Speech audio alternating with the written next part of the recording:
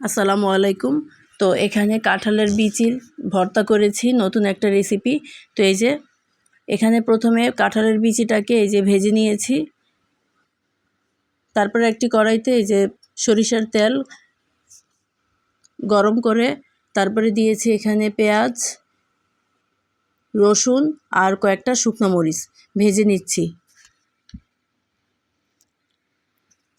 তো শিলপাটার মধ্যে এই যে বেটে নিচ্ছি পেঁয়াজ, রসুন আর মরিচ, সাথে লবণ।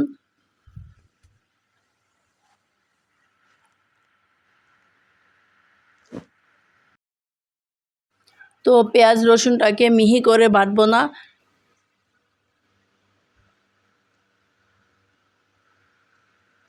তো এই যে দেখেন,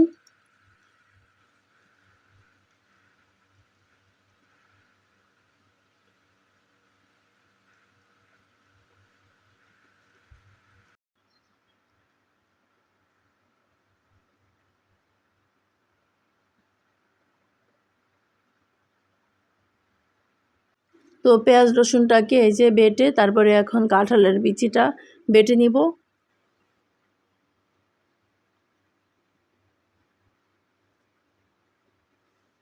তো এই যে দেখেন কাঁঠালের বিচিটা তো শক্ত, তো এই জন্য এখানে অল্প পরিমাণে পানি দিয়ে বেটে নিয়েছি। যাতে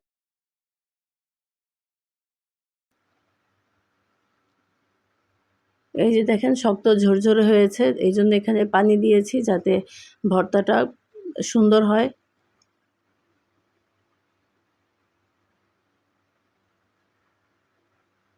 তো এই যে কাঁঠালের বিচিটা বাটা হয়েছে, তারপরে এখানে সরিষার তেল দিয়ে মিশিয়ে নিচ্ছি।